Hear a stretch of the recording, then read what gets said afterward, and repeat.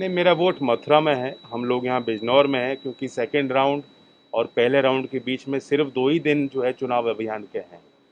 चारू जो मेरी पत्नी हैं वो सुबह ही जाके मथुरा वोट डाल चुकी हैं। यहाँ कार्यक्रम ख़त्म होगा तो 6 बजे तक जो मतदान केंद्र खुले हैं, मैं कोशिश करूँगा वहाँ पहुँच के अपनी वोट डालूँ। और मैं सबको कहता हूँ कि वोट ज़रूर डालें, मत अधिकार का प्रयोग करें और उत्तर प्रदेश में परिवर्तन लाने के लिए वोट दें। यानी कि अभी ये जो आज का कार्यक्रम है इसके बाद आप मथुरा जाके वोट कास्ट करेंगे। जी बिल्कुल।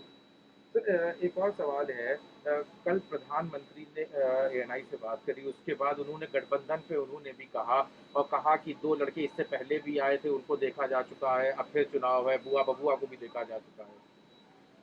प्रधानमंत्री जी के भी बयान आ रहे हैं और योगी जी ने भी जो वोट अपील किया आपने देखा, उसमें कहा कि उत्तर प्रदेश को केरल और बंगाल मत बनने दो।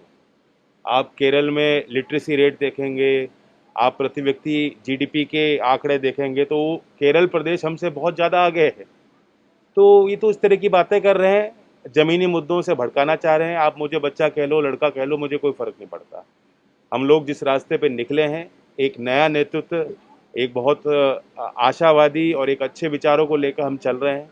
सकारात्मक राजनीति को बढ़ावा देना चाहते हैं और उत्तर प्रदेश में रोजगार, खेती के विषय, औद्योगिकरण जिसकी आवश्यकता है पश्चिमी उत्तर प्रदेश को, इन विषयों को लेकर मैं और अखिलेश जी काम करना चाहते हैं। एक और सवाल है, उन्होंने कहा कि जिस हिसाब से बीजेपी पहले हारी फिर जीती और अब जीतती जा रही है और उनको पूरी उम्मीद है कि 5 राज्यों में जहाँ चुनाव हो रहे हैं वहाँ भारतीय जनता पार्टी की सरकार बनेगी। ये बिजनौर जन्मभूमि है मशहूर कवि दुष्यंत कुमार जी की, जिन्होंने ये कहा था कि क्यों आकाश में सुराख नहीं हो सकता, एक पत्थर तो तबीयत से फेंक के देखो यारो। तो वो बहुत ताकतवर अपने आप को समझ रहे होंगे, लेकिन हम तरक्की की राह पर चल रहे हैं और मुझे पूरा विश्वास है कि हमारी बात ज़मीन तक पहुंची है और मतदाता हमें मौका देंगे। एक आखिरी सवाल है, केंद्रीय जांच एजेंसियों का इलेक्शन में नाम आया था कि किस तरह से उनका दुरुपयोग किया गया, उसके सवाल के जवाब में प्रधानमंत्री ने कहा कि जो भी केंद्रीय जांच एजेंसी है, चाहे सीबीआई हो, ईडी हो, वो फ्री आती है, उसमें कोई गवर्नमेंट का होल्ड नहीं रहता, वो अपने हिसाब से करते हैं और जो भी जांच होती है उसमें सरकार का कोई तभी हिस्सा तभी तो जो रिटायर होते हैं उसके बाद उनको टिकट मिल जाता है, चाहे चीफ जस्टिस हों, चाहे ईडी में बड़े पदाधिकारी रहे हों, सबको बुला बुला के रिटायरमेंट के बाद तुरंत बाद भारतीय जनता पार्टी में शामिल होना होता है।